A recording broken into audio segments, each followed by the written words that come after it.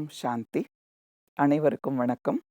நன்னெறி கதைகள்ல இன்றைக்கு ஒரு கதையை நாம பார்க்கலாம். ஒரு பெரிய காடு. அந்த காட்டுல ஒரு பெரிய ஆலமரம். அந்த ஆலமரம் ரொம்ப வருஷம், கிட்டத்தட்ட 100 வருஷமான அந்த ஆலமரம். அந்த ஆலமரத்துல நிறைய குட்டி குட்டி விலங்குகள், அணில், அப்புறம் கிளி, மைனா, குருவி, இந்த மாதிரி நிறைய பறவைகளும் அங்க வசிக்குது. அப்படிப்பட்ட ஒரு பெரிய ஆலமரம் அது. அங்க ஒரு குயிலும் ஒரு காக்காயும் ரெண்டும் உட்கார்ந்து பேசுது. உடனே காக்கா சொல்லுச்சு, பாரு, என் உடம்பு ரொம்ப கருப்பா இருக்கு அப்படின்னு. குயில் சொல்லுச்சு, ஆமா ஆமா, எனக்கும் உடம்பு ரொம்ப கருப்பா இருக்கு அப்படின்னு சொல்லுச்சு. உடனே காக்கா சொல்லுது குயிலை பார்த்து, உனக்காவது குரல் நல்லா இருக்கு, என் குரல் பாரு காக்கான்னு சொல்லிட்டு நல்லாவே இல்லை, கர்ண கடூரமா இருக்கு. என்னோட குரல்ல யாராவது பாட முடியுமா? பாட முடியாது. ஆனா நீ பாரு, நல்லா இருக்கு உன்னோட குரல் அப்படின்னு சொல்லுது.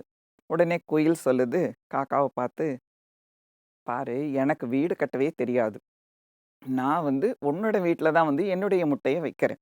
அதனால என்கிட்ட அந்த திறமையும் இல்லை அப்படின்னு ரெண்டும் தன்னோட நெகட்டிவை நினைச்சு பேசிக்கிட்டே உட்கார்ந்துட்டு இருந்தது. அந்த நேரத்துல ஒரு பச்சை கிளி பக்கத்துல உட்காருது. இந்த பச்சை கிளி பார்க்கறதுக்கு ரொம்ப அழகா இருக்கா, மூக்கு சிகப்பா இருக்கும், அதோட கலர் கூட ரொம்ப அழகா இருக்கு, பச்சை கலர்ல. அதனால ரொம்ப அழகான பறவை இல்லையா அது கிளி. அது பக்கத்துல உட்கார்ந்த உடனே இந்த குயிலுக்கும் காக்காய்க்கும் ஒரு பொறாமை முகத்தை திருப்பிக்குது, பேச மாட்டேங்குது. உடனே கிளி சொல்லுது, ஏப்பா நான் பக்கத்துல உட்கார்ந்தேன், என்கிட்ட பேச மாட்டேங்கிற அப்படின்னு சொல்லி கேக்குது. கேட்கும் பொழுது, உனக்கு என்ன, நீ அழகா இருக்க, உன்னோட மூக்கு அழகா இருக்கு, உன்னோட கலர் அழகா இருக்கு, உலகத்துல எல்லாரும் உன்னை விரும்புறாங்க, எங்களை கண்டாதான் துரத்தி விடுறாங்க, எங்களை கண்டா எங்க நேரத்தை கண்டா யாருக்கும் பிடிக்கிறது இல்ல அப்படின்னு ரெண்டு ஃபீல் பண்ணி சொல்லுது. அப்போ பச்சைக்கிளி சொல்லுது காக்காயை பார்த்து, காக்கா, நீ உன்கிட்ட எவ்வளோ ஒரு திறமை இருக்கு, உன்கிட்ட என்ன நல்ல குணம் இருக்குன்னு உனக்கு தெரியல. உலகத்துல இறந்த மக்கள், மனிதர்கள் தன்னுடைய இறந்தவர்களுக்கு படையல் வைக்கும் பொழுதோ, திதி செய்யும் பொழுதோ, காக்காவான உனக்கு உன் மூலமா அவர்கள் சாப்பிடுறதா நினைச்சு, உனக்கு எவ்வளவு மரியாதை கொடுத்து அந்த பிரசாதத்தை வைக்கிறாங்க. நீங்க சாப்பிட்டதுக்கு அப்புறம் தான் அவங்க சாப்பிடுவாங்க. எப்பேர்ப்பட்ட ஒரு மரியாதை உங்களுக்கு அவங்க தராங்க. அதையே நீ நினைச்சு பார்க்க மாட்டேங்கிற. அடுத்தது, உனக்கு ஏதாவது ஒரு சின்ன உணவு கிடைச்சா கூட நீ தனியா சாப்பிடுறது இல்லையே. எல்லாரையும் கூப்பிட்டு தானே ஒற்றுமையா சாப்பிடுறீங்க. அப்போ உன்கிட்ட 2 விதமான நல்ல குணங்கள் இருக்கு. ஒன்று, நீ ஒற்றுமையாக இருந்து உணவு உண்கிறீங்க. அதக்கூட மனிதர்கள் என்ன பண்ணுவாங்க, தன்னுடைய குழந்தைகளுக்கு சொல்லி தராங்க. பார், காக்கா கூடி சாப்பிடுது அப்படின்னு சொல்லி சொல்லி தருவாங்க. மேலும் உங்கள இறந்தவர்களுடைய ஆன்மாவாக நினைச்சு மரியாதையும் தராங்க. இதையெல்லாம் நினைக்காம உன் கலர நினைக்கிறியே! பாரு, உன்னுடைய குணத்த நினைச்சு அவங்க போற்றுறாங்க இல்லையா? அப்படின்னு கிளி சொல்லுது. அடுத்தது குயில் கிட்ட சொல்லுது. குயில் சொல்லுது இந்த மாதிரி, அவளுக்காவது அந்த காக்காவுக்காவது அப்படியெல்லாம் திறமை இருக்கு, கூப்பிடுறாங்க. என்ன யார் கூப்பிடுறாங்க? அப்படின்னு குயில் சொல்லுது. அப்ப அந்த குயில் சொல்லுது, நானும் கலரும் கருப்பா இருக்கேன்.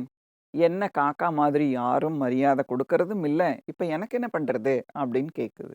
அப்போ கிளி குயில பார்த்து சொல்லுது, உன்னோட குரல் எவ்வளவு அழகா இருக்கு.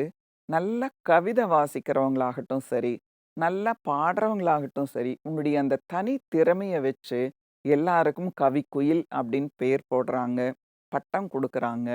மேலும் குயில் மாரி குரல் இருக்குன்னு புகழ்றாங்க. ஆக உன்னுடைய குரலும் சரி, கவிதைக்கும் சரி, குரலுக்கும் சரி, எவ்வளவு அழகா மனிதர்கள் உன்னுடைய தனி திறமைக்கு மதிப்பு தராங்க. பொதுவா காக்காயுடைய குணத்திற்கும், மேலும் குயிலுடைய தனி திறமைக்கும் மனிதர்கள் அவ்வளவு மதிப்பு தர்றாங்க. ஆனா, நான் பாரு, அழகா தான் இருக்கேன். என்னுடைய மூக்கு கூட அழகா இருக்கு. ஆனா, என்னை என்ன தெரியுமா சொல்வாங்க? பார்க்கறதுக்கு தான் அழகே ஒழிய, இந்த அழகுனால எனக்கு எவ்வளோ பெரிய ஆபத்து தெரியுமா? என்ன கூண்டுல அடைச்சு வச்சு, இறகெல்லாம் வெட்டி, என்ன ஜோசியம் பார்க்க வைக்கிறாங்க. எனக்கு சுதந்திரமே இல்லாம போகுது. மேலும் சொன்னதையே திருப்பி சொல்றாங்க இல்லையா? அவங்கள, "என்னது நீ கிளி மாரி சொன்னதையே திருப்பி திருப்பி சொல்ற?" அப்படின்னு சொல்லி கேலி பண்ணுவாங்க. ஆக என்னுடைய குணமும் சரி, என்னுடைய அழகும் சரி 2மே ஆபத்து தான் எனக்கு. அதனால என்ன பார்த்து நீங்க பொறாமப்படாதீங்க. உங்களுடைய தனி திறமைய நெனச்சு நீங்க வாழ்க்கையில திருப்தியா இருக்கணும்.